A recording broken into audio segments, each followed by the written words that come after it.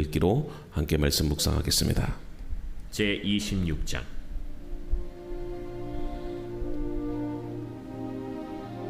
고라 사람들의 문지기 반들은 이러하니라. 아삽의 가문 중 고레의 아들 무셀레미아라. 무셀레미아의 아들들인 맏아들 스가랴와 둘째 여디아엘과 셋째 스바디아와 넷째 야드니엘과 다섯째 엘람과 여섯째 여호하난과 일곱째 엘여호에네이며 오벳에돔의 아들들은 맏아들 스마야와 둘째 여호사밧과 셋째 요아와 넷째 사갈과 다섯째 느다넬과 여섯째 암미엘과 일곱째 이사갈과 여덟째 브울레데이니 이는 하나님이 오벳에돔에게 복을 주셨습니다. 그의 아들 스마야도 두 아들을 낳았으니 그들이 조상의 가문을 다스리는 자요 큰 용사라. 스마야의 아들들은 오드니와 르바엘과 오벳과 엘사밧이며 엘사밧의 형제 엘리후와 스마기야는 능력이 있는 자이니 이는 다 오벳에돔의 자손이라. 그들과 그의 아들들과 그의 형제들은 다 능력이 있어 그 직무를 잘하는 자이니 오벳에돔에게서 난 자가 62명이며 또 무셀레미아의 아들과 형제 18명은 능력이 있는 자라. 므라리 자손 중 호사에게도 아들들이 있으니 그의 장자는 시므리라. 시므리는 본래 맏아들이 아니나 그의 아버지가 장자로 삼았고 둘째는 힐기야요 셋째는 드발리야요 넷째는 스가랴이니 호사의 아들들과 형제들이 13명이더라. 이상은 다 문지기의 반장으로서 그 형제처럼 직임을 얻어 여호와의 성전에서 섬기는 자들이라. 각 문을 지키기 위하여 그의 조상의 가문을 따라 대소를 막론하고 다 제비 뽑혔으니 셀레미아는 동쪽을 뽑았고 그의 아들 스가랴는 명철한 모사라. 모사를 위하여 제비 뽑으니 북쪽을 뽑았고 오벳에돔은 남쪽을 뽑았고 그의 아들들은 곳간에 뽑혔으며 숫빔과 호사는 서쪽을 뽑아 큰 길로 통한 살레겐 문 곁에 있어 서로 대하여 파수하였으니 동쪽 문에 레위 사람이 6이요 북쪽 문에 매일 4사람이요 남쪽 문에 매일 4사람이요 곳간에는 둘씩이며 서쪽 뜰에 있는 큰 길에 4사람 그리고 뜰에 2사람이라. 고라와 므라리 자손의 문지기의 직책은 이러하였더라.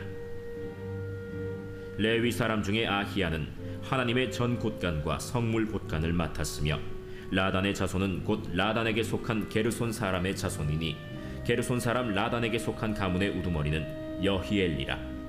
여히엘리의 아들들은 스담과 그의 아우 요엘이니 여호와의 성전 곳간을 맡았고 아므람 자손과 이스할 자손과 헤브론 자손과 우시엘 자손 중에 모세의 아들 게르솜의 자손 스브엘은 곳간을 맡았고 그의 형제 곧 엘리에셀에게서 난 자는 그의 아들 르하비아와 그의 아들 여사야와 그의 아들 요람과 그의 아들 시그리와 그의 아들 슬로못이라.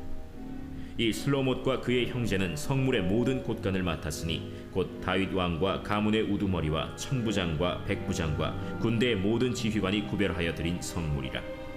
그들이 싸울 때 노력하여 얻은 물건 중에서 구별하여 드려 여호와의 성전을 개수한 일과 선견자 사무엘과 기스의 아들 사울과 넬의 아들 아브넬과 스루야의 아들 요압이 무엇이든지 구별하여 드린 성물은 다 슬로못과 그의 형제의 지휘를 받았더라. 이스할 자손 중에 그나니아와 그의 아들들은 성전 밖에서 이스라엘의 일을 다스리는 관원과 재판관이 되었고 헤브론 자손 중에 하사비아와 그의 동족 용사 1700명은 요단 서쪽에서 이스라엘을 주관하여 여호와의 모든 일과 왕을 섬기는 직임을 맡았으며 헤브론 자손 중에서는 여리야가 그의 족부와 종족대로 헤브론 자손의 우두머리가 되었더라. 다윗이 왕 위에 있은 지 40년에 길르앗 야셀에서 그들 중에 구하여 큰 용사를 얻었으니 그의 형제 중 2700명이 다 용사요 가문의 우두머리라. 다윗 왕이 그들로 르우벤과 갓과 므낫세 반지파를 주관하여 하나님의 모든 일과 왕의 일을 다스리게 하였더라. 아멘. 오늘 하루도 참 좋은 하루입니다. 믿음으로 승리하는 하루가 되기를 바라고 오늘도 주와 함께 동행하는 우리 믿음의 성도들이 되기를 바라요. 우리의 삶은 늘 무엇인가를 지키는 일의 연속입니다. 부모는 자녀를 지키고 또 지도자는 공동체를 지키며 또 군인은 나라를 지킵니다. 그런데 성경은 하나님의 집, 이 성전도 누군가는 지켜야 할 곳이라고 말을 합니다. 그것은 단지 물리적인 공간이기 때문이 아니라 이 성전이 하나님의 임재가 머무르는 자리이기 때문에 그렇습니다. 다윗은 성전을 건축하지는 않았지만 성전이 완성된 후에 그곳에서 예배가 온전히 이루어질 수 있도록 치밀하게 준비했습니다. 오늘 본문인 이 역대상 26장은 이 성전의 문지기, 그리고 창고 관리자, 또 행정관, 재판관, 이런 것들을 세우는 그 장면을 보여줘요. 그들은 이 단순한 기능 인력이 아니라 하나님의 임재를 지키는 사명을 받은 자들이었습니다. 오늘 우리는 이 본문을 통해서 하나님의 나라를 지키는 이 우리의 자리와 책임이 무엇인지를 함께 묵상해 보고자 합니다. 1절부터 19절까지는 이 문을 지키는 사람들, 즉 거룩을 수호하는 영적 파수꾼에 대한 이야기가 나옵니다. 다윗은 이 성전의 출입문을 맡을 자들을 족보에 따라 선발하고 또 제비를 뽑아서 각자의 위치와 그리고 순번을 정했어요. 이것은 단순한 행정 절차가 아니라 하나님의 임재가 거하시는 그 집을 누가 어떻게 지킬 것인가에 대한 매우 중요한 영적 결정이었습니다. 또 문지기의 사명은 곧 하나님의 거룩함을 지키는 선봉대였어요. 그들은 이 외부에서 들어오는 자들을 분별하고 또 부정한 것을 막아내며 내부의 질서를 유지했어요. 이 모습은 마치 에스겔 44장에서도 반복이 되는데요. 하나님께서는 이 아무나 성소에 들어오지 못하도록 그렇게 하라 명령하셨잖아요. 이것은 단지 건물을 관리하는 차원이 아니라 예배의 본질을 지키는 일이고 하나님의 거룩을 훼손하지 않는 일이었기 때문이에요. 오늘날 교회에서도 여러분 문지기의 역할이 중요합니다. 단지 우리가 안내하거나 청소하는 그런 차원이 아니라 예배를 준비하는 이 모든 자들, 또 교회의 분위기를 세우는 자를, 그리고 중보로 공동체를 보호하는 자들, 이 모두가 오늘날 성전의 문을 지키는 현대의 문지기들입니다. 말씀을 가르치는 자는 진리의 문을 지키는 자고 찬양을 인도하는 자는 마음의 문을 여는 자들입니다. 교회의 장로나 또 중보자들은 영적 공격으로부터도 여러분 교회를 보호하는 파수꾼들이죠. 우리의 각자 삶에도 이 문지기의 영성이 필요해요. 우리의 마음의 문을 지켜야 되기 때문에 그렇습니다. 또 자녀의 신앙의 문을 지켜야 됩니다. 가정의 문을 여러분 지켜야 합니다. 이 문을 열고 닫는 것은 결국은 내가 판단하는 일이고 또 이 문을 통해서 우리가 늘 말씀과 기도로 훈련되어져야 됩니다. 아무 말이나 듣고 또 아무 생각이나 받아들이는 마음은 곧 무방비 상태의 문과 같아요. 여러분 특별히 중요한 것은 이 문지기 사역이 대수롭지 않는 그런 작은 일처럼 보인다 할지라도 하나님은 매우 소중하게 여기셨다는 것입니다. 문을 여닫는 이 작은 손짓 하나도 거룩하게 사용될 때에 하나님의 임재가 머무는 그 길을 우리가 열게 되는 겁니다. 그리고 오늘 이 교회에서 행하는 모든 봉사는 바로 예배의 문을 여는 사명으로 여러분들이 받아들여야 합니다. 작은 자리도 거룩하게 여기고 충성하는 것이 진정한 문지기의 영성이죠. 그리고 20절과 28절은 바로 이 성전 안을 지키는 사람들, 하나님의 자산을 다루는 신실한 청지기에 대해 이야기합니다. 다윗은 이 성전의 보물 창고와 또 성물의 관리자를 임명합니다. 이들의 직무는 제사와 예배에 쓰이는 물품, 그리고 전쟁에서 얻은 이 전리품 중에 하나님께 드려진 그 예물을 정확하게 분류하고 보관하면서 또 필요에 따라 잘 사용하도록 그리고 책임지는 거였어요. 이 장면에서 우리는 하나님이 단지 예배만이 아니라 예배에 사용되는 모든 자원을 거룩하게 여기셨다는 그 사실을 깨닫게 됩니다. 하나님은 예배당에서 드리는 그 시간만이 거룩하다 그렇게 말씀하지 않았습니다. 재정, 기물, 물자, 헌금, 또 운영, 행정, 이 모든 것이 다 하나님의 눈에는 거룩한 사역의 일부예요. 오늘날 교회에서도 재정을 관리하는 집사님, 또 사무 간사들, 또 회계 책임자, 시설 관리하는 그 모든 사람들은 단순한 역할을 감당하는 관리자가 아니라 성전의 질서와 예배의 지속 가능성을 책임지는 거룩한 청지기적 사명을 가진 자들입니다. 하나님의 것을 다룬다고 하는 그 경외심 없이는 쉽게 인간적인 계산, 탐심, 불투명한 운영으로 넘어갈 수 있어요. 또한 본문에서는 전쟁에서 얻은 그 전리품 중에 그 일부를 하나님께 드렸고 그것이 거룩한 용도로 분류되었다는 점을 강조합니다.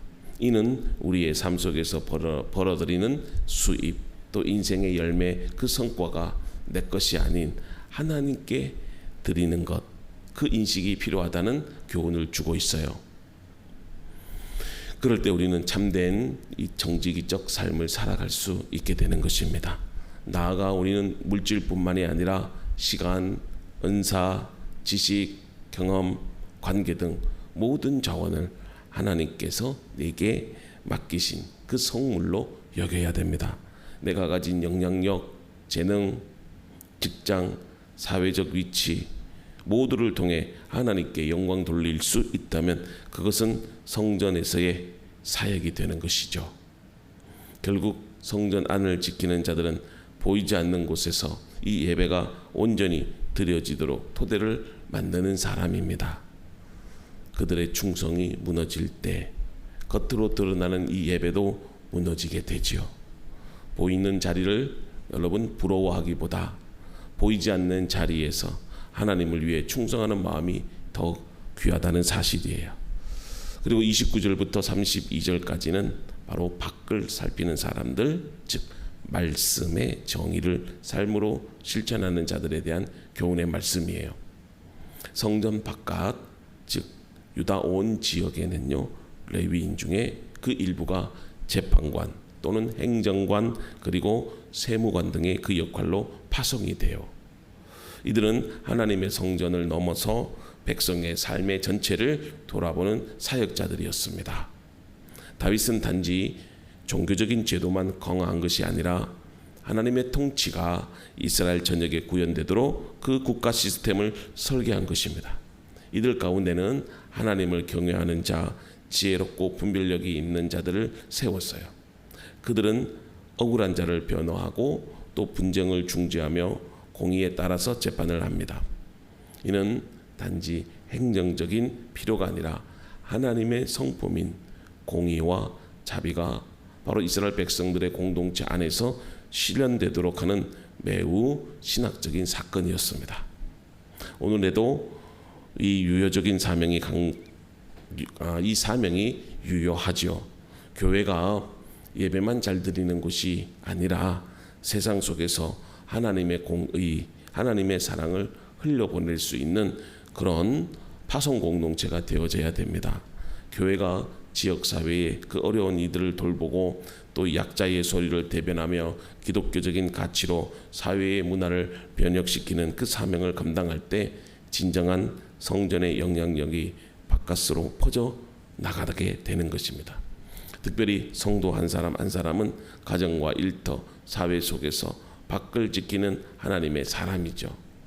학교에서 또 회사에서 병원에서 정부기관에서 우리가 정직하고 성실하게 살아가는 그 모습이 하나님의 통치와 영광을 드러내는 도구가 됩니다. 믿지 않는 자들이 우리를 보면서 그 사람은 다르다 이렇게 느끼게 될 때에 우리는 곧 하나님의 외곽 성전을 지키는 파수꾼이 되는 거죠. 무엇보다도 이 역할은 모든 성도들에게 부여된 이 세상 속의 사명자로서의 또 정체성을 강조합니다. 교회 안에서만 믿음의 열정을 보이고 세상에서는 침묵하거나 타협한다면 우리는 밖을 지키는 사명을 저버리는 겁니다. 참된 성도는요, 우리의 삶 전체가 예배가 되고 우리가 서 있는 곳이 바로 예배 초소가 되면서 살아가는 것입니다. 이처럼 다윗은 성전 중심 사역을 위한 다양한 인물들을 세웠고요. 그것은 단순한 인력이 아니라 영적 사명자로서 또 성전 안팎을 세우는 하나님의 영적 군사들이었습니다. 문을 지키는 자, 또 안을 돌보는 자, 밖을 살피는 자, 이 세 역할은 곧 교회가 이 땅에서 감당해야 할 모든 방향의 사역을 포함하고 있습니다. 사랑하는 성도 여러분, 우리가 말씀을 정리하면서 여러분 모두가 하나님의 부름받은 성전이고 또 여러분들의 사명은 이 성전을 지키는 사람들입니다. 하나님께서는 이 성전의 아름다움과 기능을 사람을 통해서 세워 가십니다. 다윗이 세운 사람들은 단지 구조를 운영하기 위한 인력이 아니라 하나님의 거룩함을 지키고 공동체를 섬기며 하나님의 통치를 확장하는 일에 부름받은 사명자들이었어요. 문을 지키는 자는 거룩의 파수꾼이었고 곳간을 맡은 자는 자원의 청지기가 되었으며 또 밖을 살피는 자는 하나님의 공의의 실현자가 되었던 것입니다. 이 시대도 마찬가지죠. 하나님은 오늘도 교회의 문을 지킬 사람, 공동체의 질서를 돌볼 줄 아는 사람, 세상 속에서 하나님의 뜻을 구현할 그 사람을 찾고 계십니다. 단순히 교회 안에서 봉사하는 것이 아니라 각자 주어진 자리에서 내가 하나님의 성전으로 부름받았다고 하는 그 정체성을 가지고 하나님의 나라를 지켜가는 또 세워가는 성도들을 부르십니다. 우리는 하나님의 집을 짓는 돌과 같아요.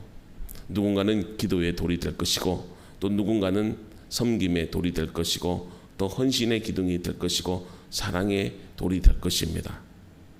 그 누구도 불필요한 존재는 없고 모든 사명과 직분은 하나님의 성전을 세우는 영광스러운 일이 되는 것입니다. 이제 우리 각자는 하나님 앞에서 이렇게 물어봅시다. 주님, 제가 서야 할 자리가 어딜까요? 주님, 오늘 제게 맡기신 문은 무엇입니까? 오늘 우리가 그 자리에서 신실하게 주어진 사명을 잘 감당할 때 하나님은 그 사람을 통해서 공동체를 세우시고 또 교회를 지키시며 이 땅에 하나님의 나라를 이루어 가실 것입니다. 사랑하는 성도 여러분, 성전은 벽돌로 지어지는 것이 아니라 사람으로 지어지는 것입니다. 여러분들이 그 자리에 설 때 하나님의 집은 무너지지 않고 온전히 세워지게 될 것입니다. 오늘 또 성전으로 부름받았고 또 그 성전에서 하나님께서 여러분들에게 사명을 맡기십니다. 내가 서 있는 것이 바로 예배 처소라는 것을 기억하시고 오늘 또 성전으로 부름받은 우리의 정체성을 잃지 않고 주어진 자리에서 사명을 잘 감당하는 우리 그리스도인들이 되기를 주님의